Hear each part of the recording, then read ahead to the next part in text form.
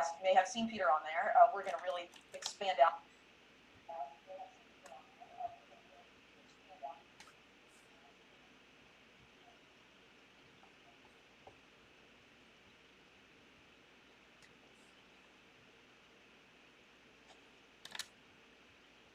So if you missed it, sorry, but you should follow us on the drone log connections every Thursday at 11. By the way, this is I'm seeing there's no sound. I don't know if that's accurate. Well, the question is there sound now?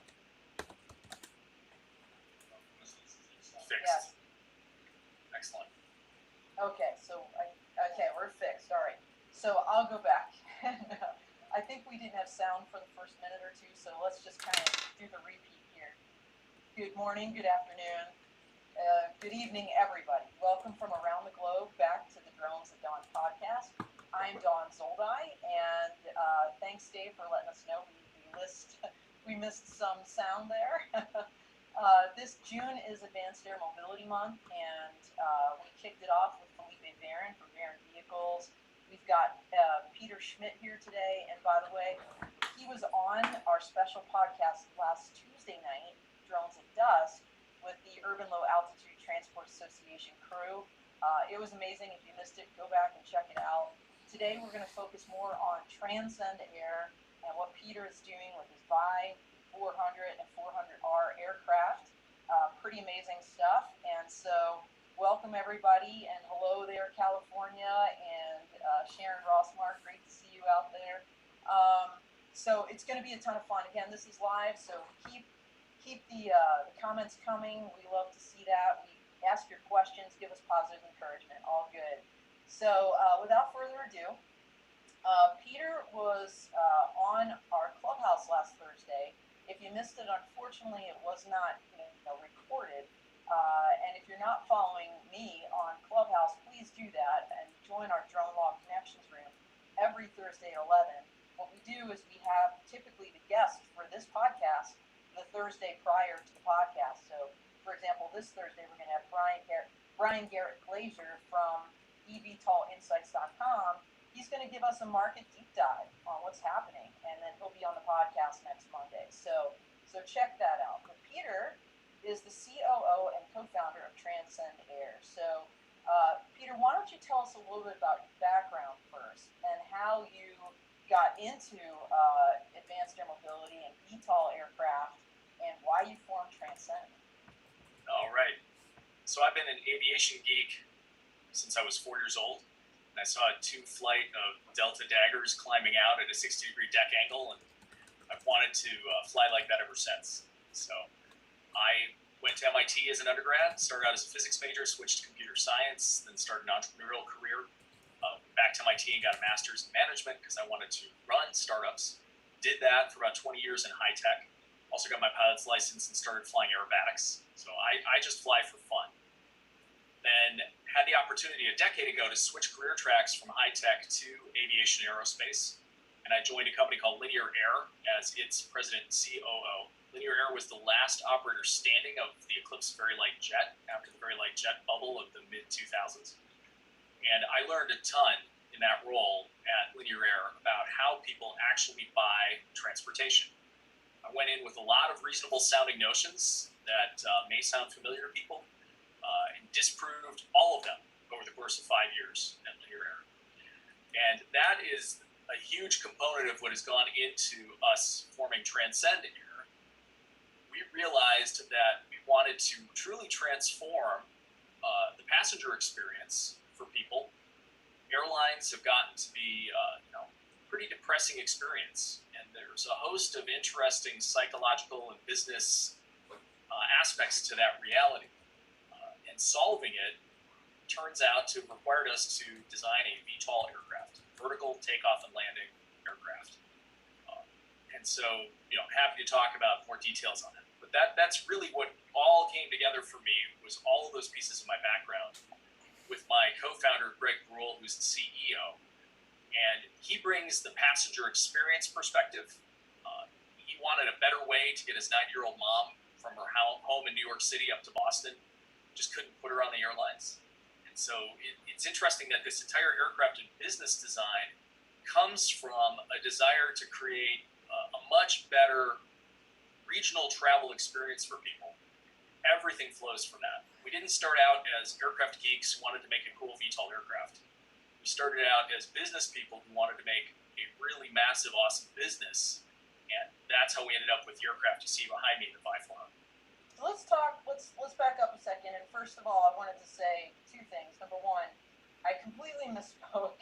So Brian Garrett Glazer was supposed to be on this podcast. He's moved to Joby, and he's not going to be on this podcast. So next week it's actually Jason Pritchard from the UK with E-VTOLinsights.com. So I apologize. It's early, and I am on my first cup of coffee. So, and it's Monday, so I'll just leave it at that. The second thing I wanted to tell everybody, super fun fact. So the picture behind Peter that you see underneath his aircraft, that is one he took, he just told me, when he was doing the aerobatics in his, okay, so pretty cool stuff. Flying this very aircraft. Ah, look at that. Very awesome. All right. So show and tell here, very cool. So let's talk about regional air mobility. You mentioned this, and I think a lot of our viewers, I know a lot of our viewers are very plugged into this ecosystem. They probably saw a NASA paper come out maybe in the last month or so. I think it was titled Regional Air Mobility, and it talked about kind of using existing infrastructure, to kind of bolster the VTOL, to have this experience that you're talking about. So let's deep dive a little bit into that, Peter. And you said this was the whole reason why you created Transcend, was this kind of regional mobility idea, and what's the best way to solve this problem.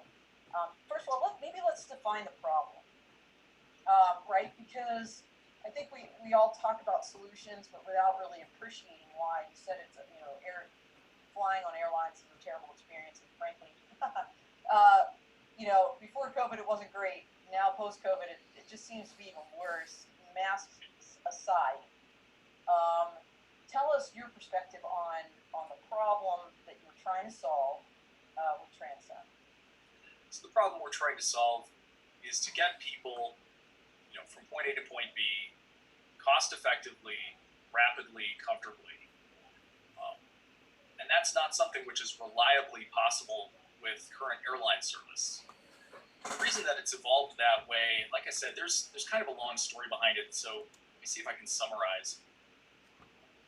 Modern air travel is a hostage situation, not a travel modality. And it's how the airlines and the airports and supporting infrastructure make money. So people don't actually care that much about the details of the travel. They travel when they have to, because they have to get to a meeting or a wedding on time. And so what I learned at Linear Air was that with that reality, it's very hard to market aspects of the travel experience to people. Until you have a cost-effective alternative for them, you're not even in the considered set. So there's a lot of hopeful, again, that's one of those notions. I had a notion when I showed up at Linear Air that sounds reasonable, which is if you had a better product, people would pay more for it. And that is true in some markets, but it turns out not to be true in travel. So the problem is, how do you offer a mass market priced travel alternative that isn't a hostage crisis?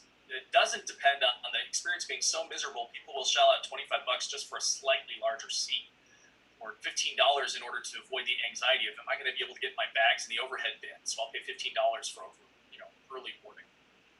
If you think about it, the service that's been created, the base level service, is anxiety inducing, uncomfortable. It's not good. And that allows the airlines to charge extra for ancillary revenue. So all of these sort of hidden facts that you wouldn't expect to come together in creating this challenge. Now, regional air mobility, you talked about the NASA white paper that just came out. I'm actually having a fight with the authors of that white paper on LinkedIn now. We're polite so far, but the fight is this.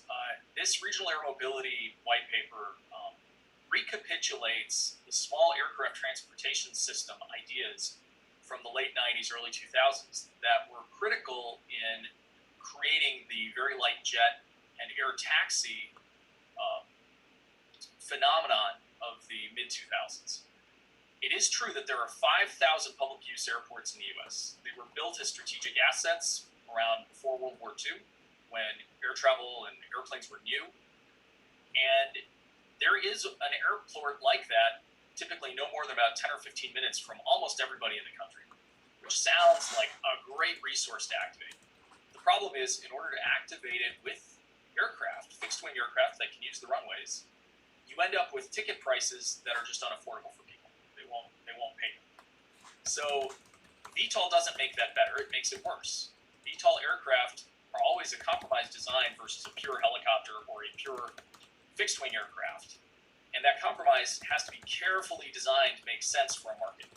And going out to a rural area or a small town or even a smaller city, there's not enough demand there. Demand is thin. So you can't have a frequent enough schedule to fill all the seats for people and have a competitive ticket price.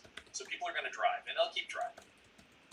Electric doesn't help that much with it for reasons that I can go into in detail. So anyway, the fight I'm picking is the part of regional air mobility where there's enough demand is the part we're targeting, which is city center to city center.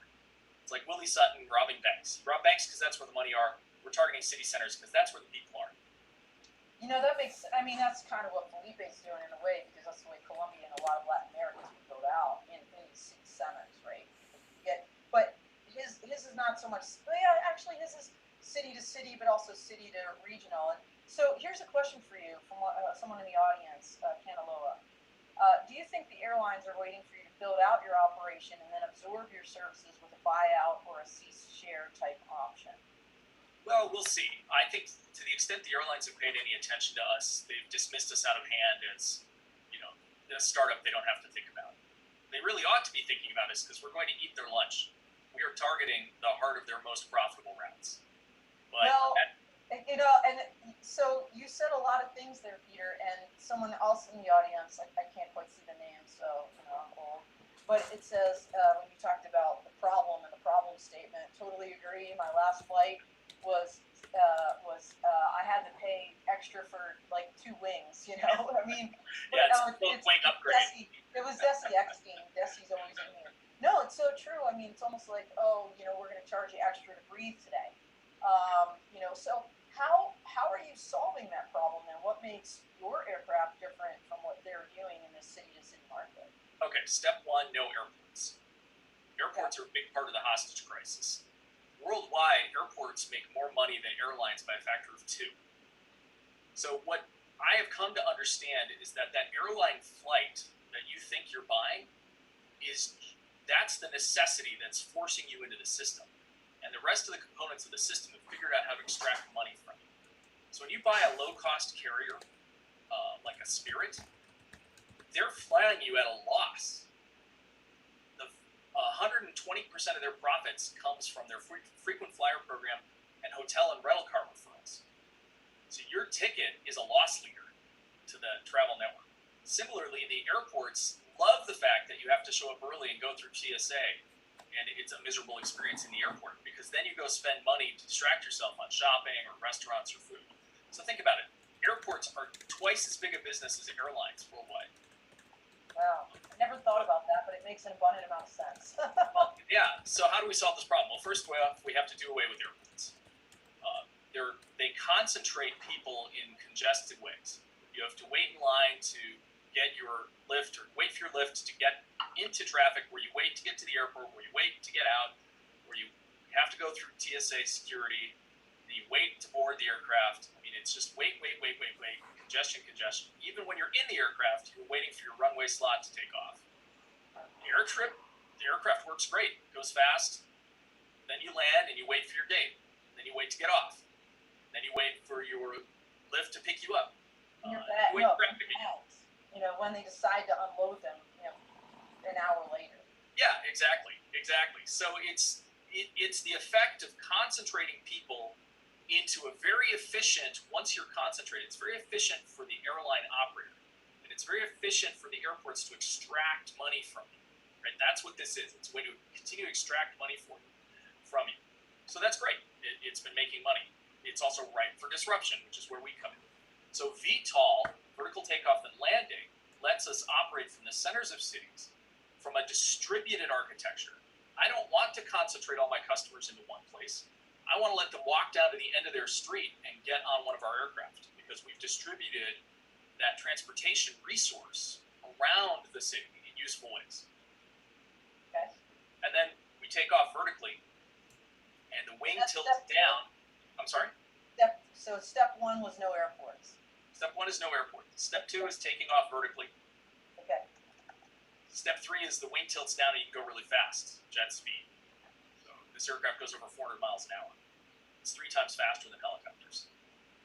That lets us get to another city in a very short amount of time. So it's Boston, New York in 36 minutes. It's London to Paris in 39 minutes. It's San Francisco to San Diego in 1 hour and 20 minutes in the air.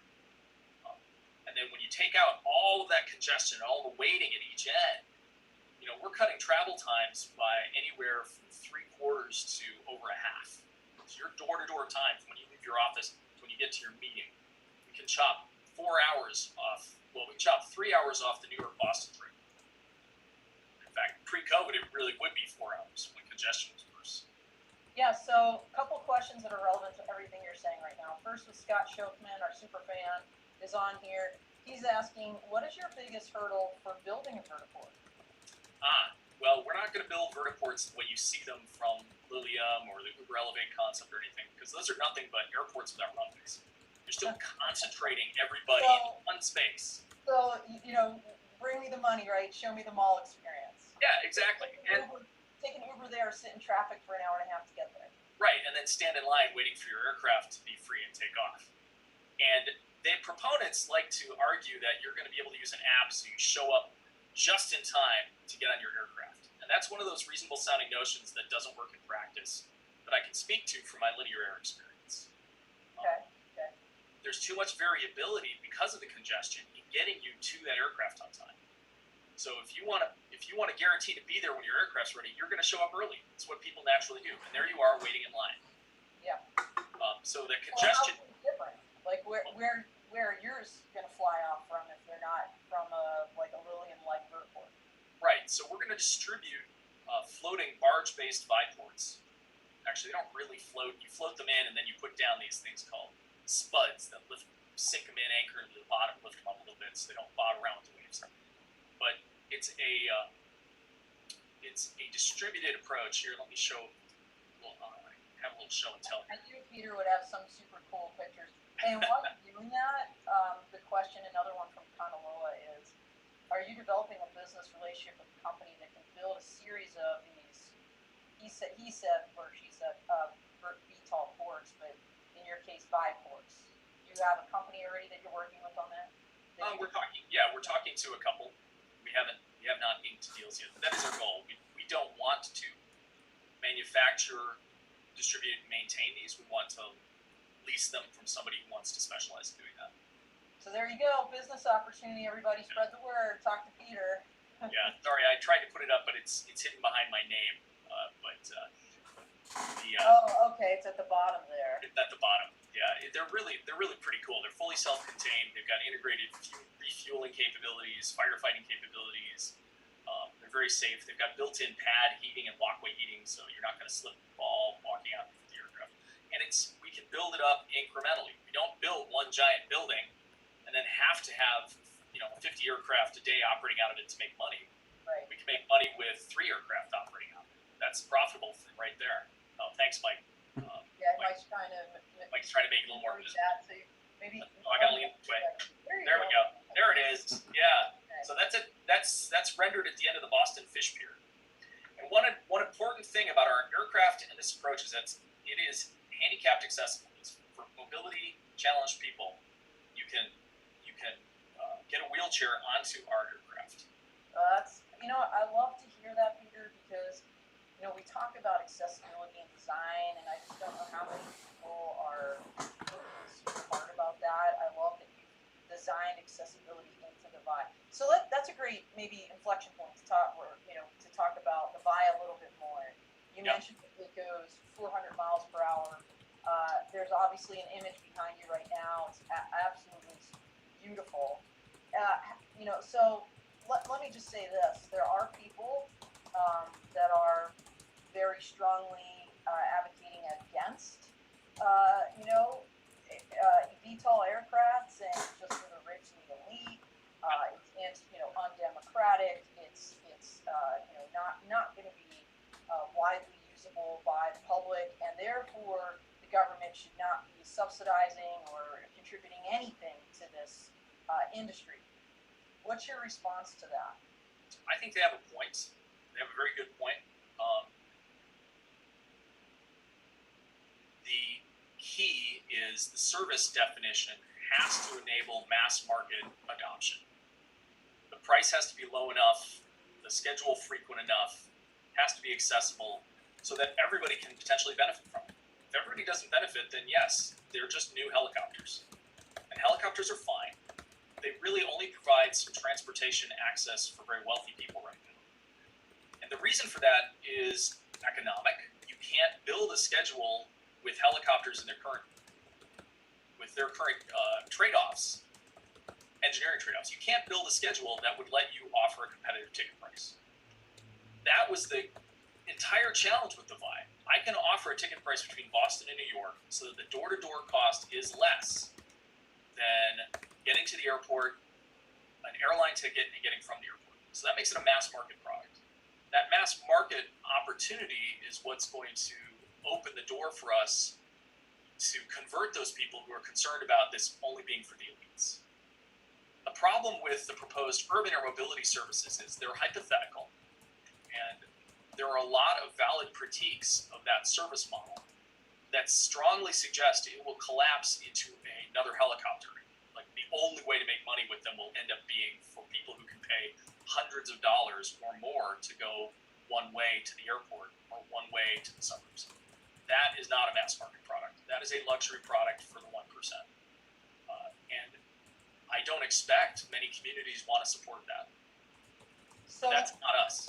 And I was just going to say, but looking behind you, those beautiful, they look almost leather, ginormous seats, and, yep. It appears to be a luxury product. So tell me, how have you created the Vi to be a mass market product and not be one of these kind of for the elite only type,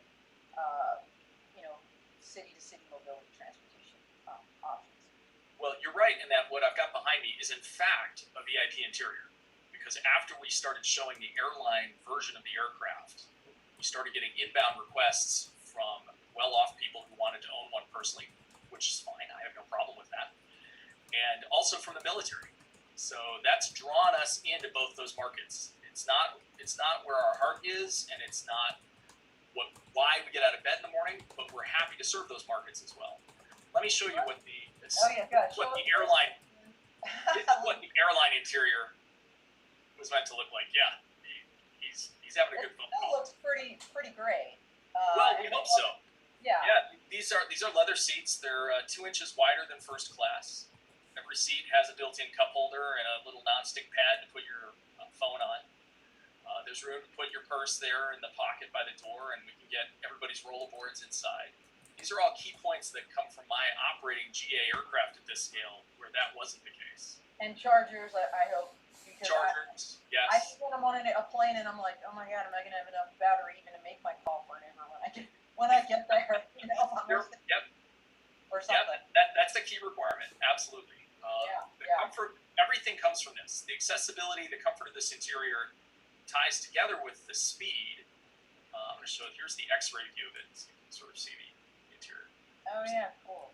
No, that's so you kind of blew through something I want to emphasize. That you mentioned 3 markets now that you're looking to disrupt. One of them is this kind of city-to-city, everyday people transportation model. Yep. The second one is the luxury helicopter crowd. Yep.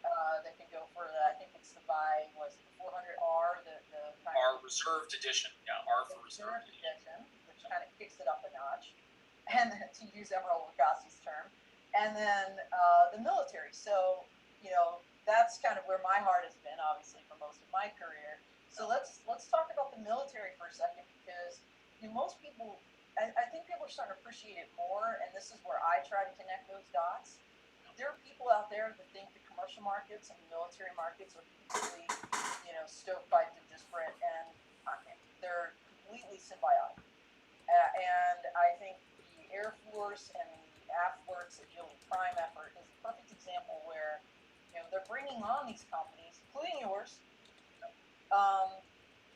to look at, I will call it dual-use technologies, something that can work on the battlefield, but then also has kind of a commercial marketability that can be translatable, right, to commercial markets. Otherwise, why are the commercial people?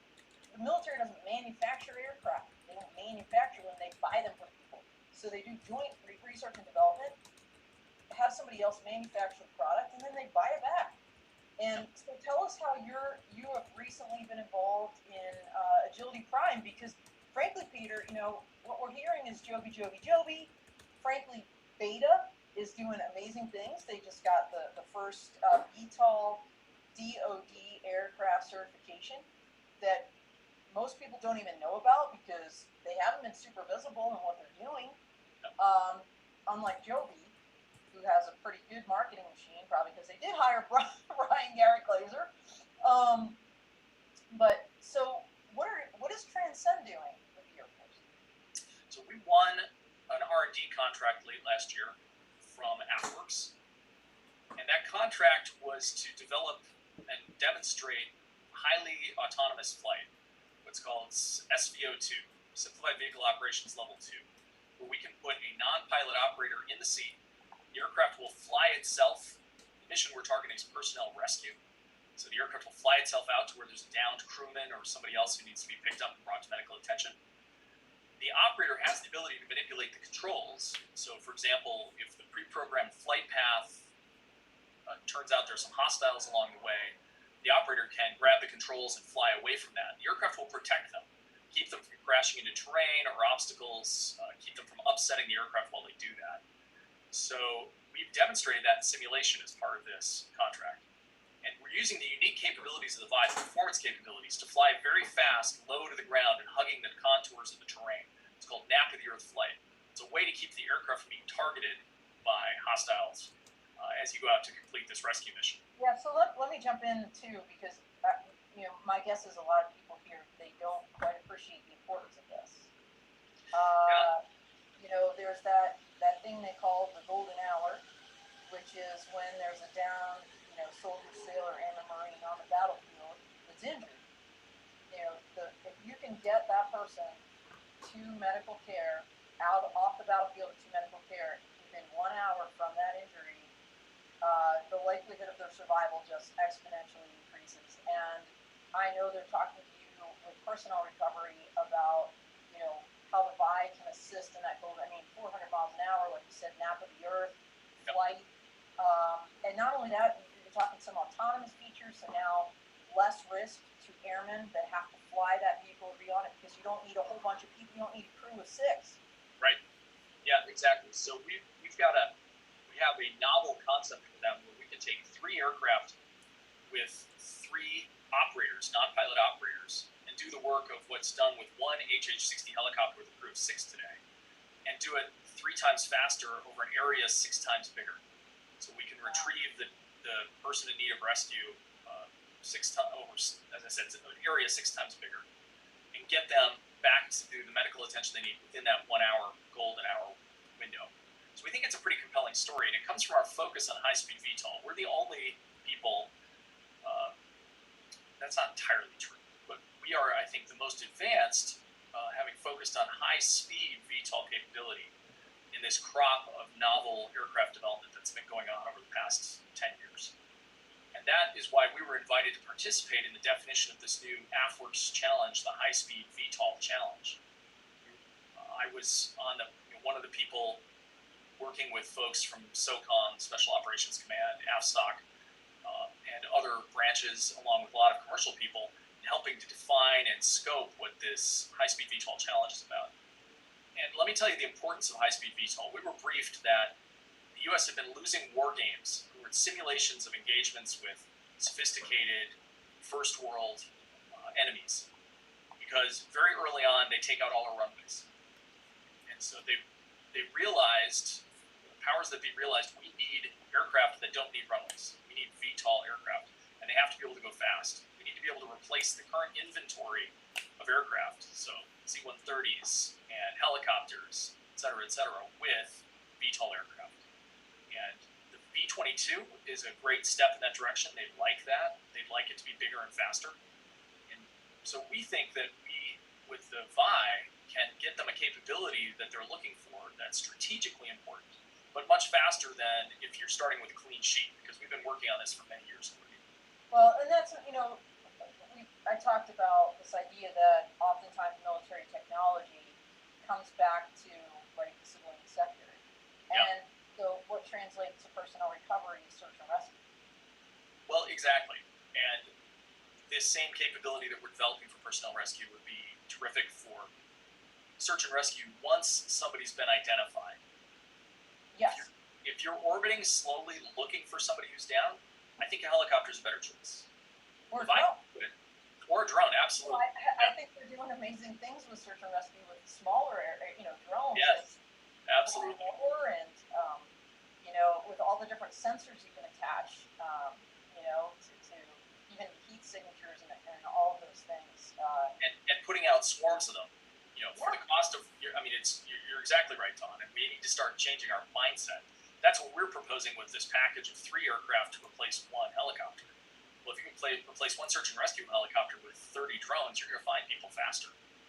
Absolutely, no doubt. Yeah, we had Tim Haney from Spectrobotics on here, I think it was in April, with Gary Korn, and we talked about, and I wrote an article for Drone Life, the good drone swarms, the good, the bad, and the beautiful, because people, they just don't appreciate all the good things. You hear swarm and you think something horrible. And that's kind of the focus. By the way, Kamalo has been very active in the chat. Really appreciate you. So it says, seems like the Hawaiian Islands would be a great ground to seed your ideas and development, captive global market experience, and act as your test bed. So when you decide to do that, Peter, you're taking me with you. Well, I don't want to make any in-flight inferences, but Kamalo does sound like it might be a Hawaiian-related name. So if you're looking to be one of our launch customers, let me know. Yeah, absolutely. So great stuff. All right, well, we're running low on time here, Peter. We could talk for hours. I love speaking with you. We obviously went for a full hour in Clubhouse, and it wasn't even enough then.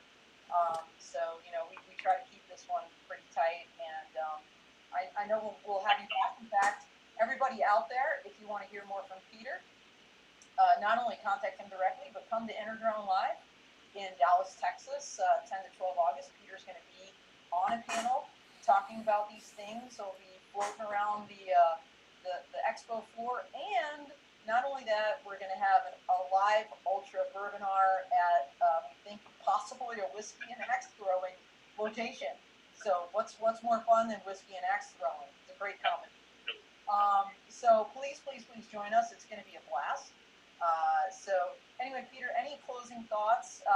And I think it's kind of low against him. He's a great guest. Bring him back. We love Peter. Like I said, I could talk for days with him. There's always something interesting I'm learning. So any kind of closing comments or thoughts before we head out? Yeah, the most important closing comments are, when anyone is looking at these proposed new aircraft, understand that the aircraft doesn't matter by itself. It's meaningless by itself. You have to connect it to the service models that it's being proposed for and assess them together. It's only the service that's delivered by an aircraft at a price that results in success or failure. And I think that in advanced aero mobility, there are some nuggets. There are some real good business models. We have one of them. There are some others. But that is not yet brought to the fore. There's way too much talk about aircraft, not enough about service models and economics, and that's going to be what decides success. So when anybody in this audience is evaluating, keep that in mind. Don't ask, how fast does the aircraft go? Ask, what's the ticket price and the service? How many people can it carry? And how does that compete with the existing alternatives? Yeah, absolutely. Well, and part of that service model, like you said, and I think Scott asked about, was this infrastructure piece of it, right? It's a holistic 360 package. You cannot talk about aircraft without talking about the infrastructure and then how that whole entire service model will come together. I think if I'm thinking of a three-legged stool, I think those are the three legs. They are. And then you have to evaluate it against what people are already doing, what they're willing to do, and be skeptical. I'll tell you, my one golden rule is time is not money. No one's going to pay you for saving time in a mass market. It's not money. Unless you're a consultant and you can charge for your travel time, time's not money. So if you see a business model that depends on accounting for some amount of saved time to justify a ticket price, just understand that business model will fail. Again, you're throwing things out there I know people would love to keep talking to. So again, come to Interdrone, talk to Peter personally. It's going to be awesome. Thank you so much, Peter, for sharing your time and your wisdom with us. Really appreciate you. Looking forward to seeing the great things that you continue to do to Transcend and see how the vibe progresses. So once again, thank you. And everybody out there, thanks for chiming in. Kanaloa, thank you. You're awesome. And like I said, this Thursday we're going to have Jason Pritchard from E-VTOL Insights here. This Thursday at 11 o'clock is Jason Pritchard, E-VTOL Insights on Drone Law Connections. So join us there on Clubhouse. And then he'll be joining us next Monday here, same time, same place. So follow me on LinkedIn. I post all this stuff up. If you can't keep track of it, I can barely keep track. And I guess that's all she wrote. So out here, everybody, have a wonderful week. Cheers.